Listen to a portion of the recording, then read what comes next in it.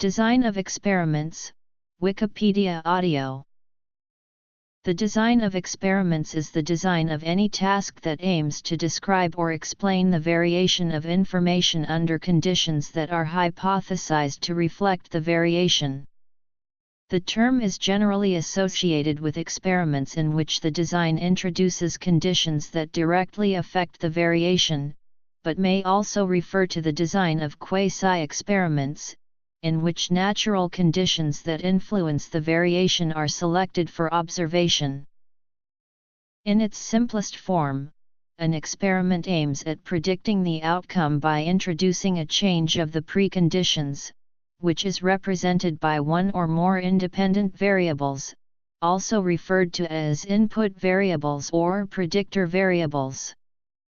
The change in one or more independent variables is generally hypothesized to result in a change in one or more dependent variables, also referred to as output variables or response variables. The experimental design may also identify control variables that must be held constant to prevent external factors from affecting the results.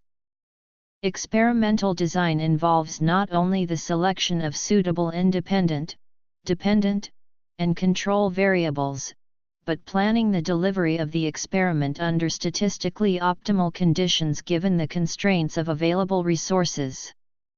There are multiple approaches for determining the set of design points to be used in the experiment. Main concerns in experimental design include the establishment of validity, reliability, and replicability. For example, these concerns can be partially addressed by carefully choosing the independent variable, reducing the risk of measurement error, and ensuring that the documentation of the method is sufficiently detailed. Related concerns include achieving appropriate levels of statistical power and sensitivity. History. Correctly designed experiments advance knowledge in the natural and social sciences and engineering. Other applications include marketing and policy making. In 1747, while serving as surgeon on HMS Salisbury, James Lind carried out a systematic clinical trial to compare remedies for scurvy. This systematic clinical trial constitutes a type of dose. A quart of cider every day, 25 guts of vitriol 3 times a day upon an empty stomach, 1/2 pint of seawater every day, a mixture of garlic, mustard, and horseradish in a lump the size of a nutmeg, 2 spoonfuls of vinegar 3 times a day, 2 oranges and 1 lemon every day. Lind selected 12 men from the ship, all suffering from scurvy. Lind limited his subjects to men who were as similar as I could have them, that is, he provided strict entry requirements to reduce extraneous variation. He divided them into 6 pairs, giving each pair different supplements to their basic diet for 2 weeks. The treatments were all remedies that had been proposed. The citrus treatment stopped after 6 days when they ran out of fruit, but by that time one sailor was fit for duty while the other had almost recovered. Apart from that, only Group 1 showed some effect of its treatment. The remainder of the crew presumably served as a control, but Lind did not report results from any control group. A theory of statistical inference was developed by Charles S. Peirce in Illustrations of the Logic of Science and A Theory of Probable Inference, 2 publications that emphasized the importance of randomization-based inference in statistics. Charles S. Peirce randomly assigned volunteers to a blinded, repeated measures designed to evaluate their ability to discriminate weights. Peirce's experiment inspired other researchers in psychology and education, which developed a research tradition of randomized experiments in laboratories and specialized textbooks in the 1800s. Charles S. Peirce also contributed the first English-language publication on an optimal design for regression models in 1876. A pioneering optimal design for polynomial regression was suggested by Gergon in 1815. In 1918, Kirsten Smith published optimal designs for polynomials of degree 6. The use of a sequence of experiments, where the design of each may depend on the results of previous experiments, including the possible decision to stop experimenting, is within the scope of sequential analysis, a field that was pioneered by Abraham Wald in the context of sequential tests of statistical hypotheses. Hermann Chernoff wrote an overview of optimal sequential designs, while adaptive designs have been surveyed by S. Zaks. One specific type of sequential design is the two-armed bandit, generalized to the multi-armed bandit, on which early work was done by Herbert Robbins in 1952. A methodology for designing experiments was proposed by Ronald Fisher, in his innovative books, The Arrangement of Field Experiments and the Design of Experiments. Much of his pioneering work dealt with agricultural applications of statistical methods.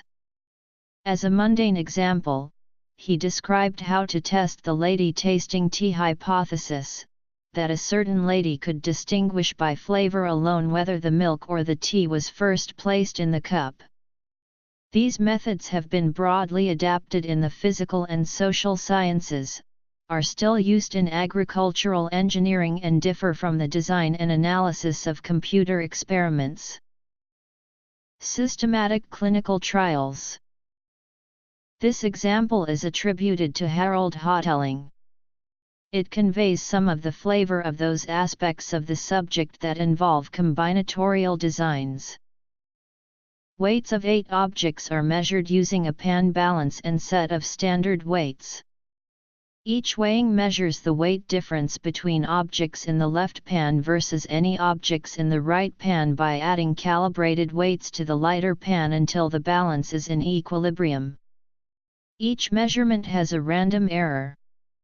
The average error is 0, the standard deviations of the probability distribution of the errors is the same number sigma on different weighings, errors on different weighings are independent. Denote the true weights by. We consider 2 different experiments. The question of design of experiments is, which experiment is better? The variance of the estimate x1 of θ1 is sigma 2 if we use the first experiment. But if we use the second experiment, the variance of the estimate given above is sigma 2/8. Thus the second experiment gives us 8 times as much precision for the estimate of a single item, and estimates all items simultaneously, with the same precision. What the second experiment achieves with 8 would require 64 weighings if the items are weighed separately. However, note that the estimates for the items obtained in the second experiment have errors that correlate with each other. Many problems of the design of experiments involve combinatorial designs, as in this example and others. False positive conclusions, often resulting from the pressure to publish or the author's own confirmation bias, are an inherent hazard in many fields. A good way to prevent biases potentially leading to false positives in the data collection phase is to use a double-blind design. When a double-blind design is used, participants are randomly assigned to experimental groups but the researcher is unaware of what participants belong to which group. Therefore, the researcher cannot affect the participants' response to the intervention. Experimental designs with undisclosed degrees of freedom are a problem. This can lead to conscious or unconscious p-hacking, trying multiple things until you get the desired result. It typically involves the manipulation, perhaps unconsciously, of the process of statistical analysis and the degrees of freedom until they return a figure below the p.05 level of statistical significance. So the design of the experiment should include a clear statement proposing the analyses to be undertaken. P-hacking can be prevented by pre-registering researches, in which researchers have to send their data analysis plan to the journal they wish to publish their paper in before they even start their data collection, so no data manipulation is possible. Another way to prevent this is taking the double-blind design to the data analysis phase, where the data are sent to a data analyst unrelated to the research who scrambles up the data so there is no way to know which participants belong to before they are potentially taken away as outliers. Statistical experiments, following Charles S. Peirce. Randomized experiments. Clear and complete documentation of the experimental methodology is also important in order to support replication of results. Optimal designs for regression models. Sequences of experiments. Fisher's principles. Example: avoiding false positives. An experimental design or randomized clinical trial requires careful consideration of several factors before actually doing the experiment. An experimental design is the laying out of a detailed experimental plan in advance of doing the experiment. Some of the following topics have already been discussed in the Principles of Experimental Design section. The independent variable of a study often has many levels or different groups. In a true experiment, researchers can have an experimental group, which is where their intervention testing the hypothesis is implemented, and a control group, which has all the same element as the experimental group, without the interventional element. Thus, when everything else except for one intervention is held constant, researchers can certify with some certainty that this one element is what caused the observed change. In some instances, having a control group is not ethical. This is sometimes solved using two different experimental groups. In some cases, independent variables cannot be manipulated, for example when testing the difference between two groups who have a different disease, or testing the difference between genders. In these cases, a quasi-experimental design may be used.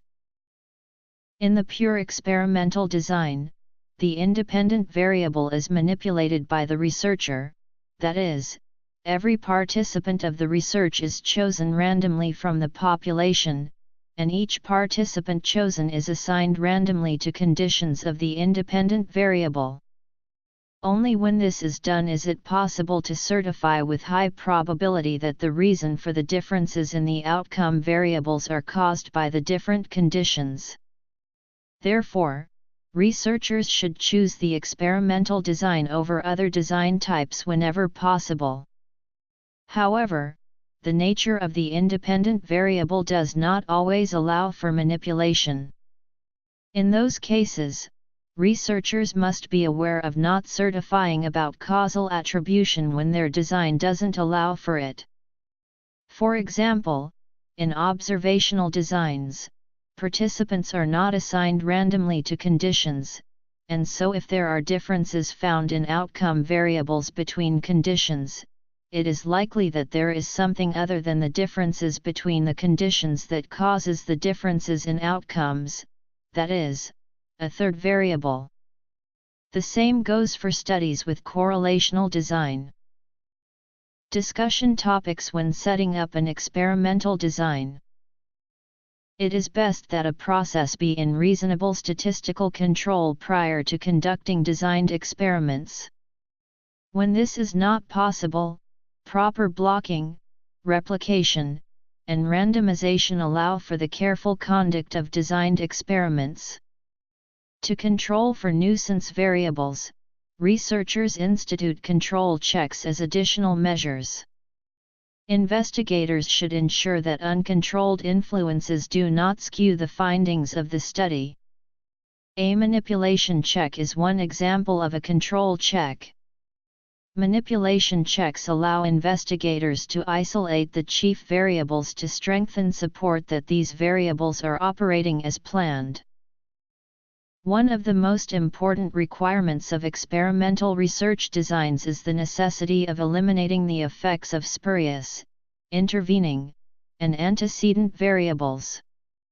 In the most basic model, cause leads to effect. But there could be a third variable that influences, and X might not be the true cause at all. Z is said to be a spurious variable and must be controlled for. The same is true for intervening variables and the effect, and anteceding variables that is the true cause. When a third variable is involved and has not been controlled for, the relation is said to be a zero-order relationship. In most practical applications of experimental research designs there are several causes. In most designs, only one of these causes is manipulated at a time.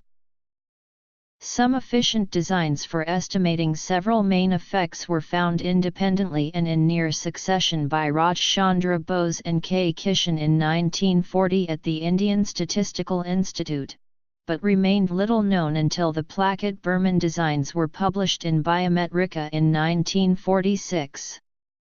About the same time, C. R. Rao introduced the concepts of orthogonal arrays as experimental designs. This concept played a central role in the development of Taguchi methods by Genichi Taguchi, which took place during his visit to Indian Statistical Institute in early 1950s. His methods were successfully applied and adopted by Japanese and Indian industries and subsequently were also embraced by U.S. industry, albeit with some reservations. In 1950, Gertrude Mary Cox and William Gemmell Cochran published the book Experimental Designs, which became the major reference work on the design of experiments for statisticians for years afterwards. Developments of the theory of linear models have encompassed and surpassed the cases that concerned early writers. Today, the theory rests on advanced topics in linear algebra, and combinatorics. As with other branches of statistics, experimental design is pursued using both frequentist and Bayesian approaches. In evaluating statistical procedures like experimental designs, frequentist statistics studies the sampling distribution while Bayesian statistics updates a probability distribution on the parameter space.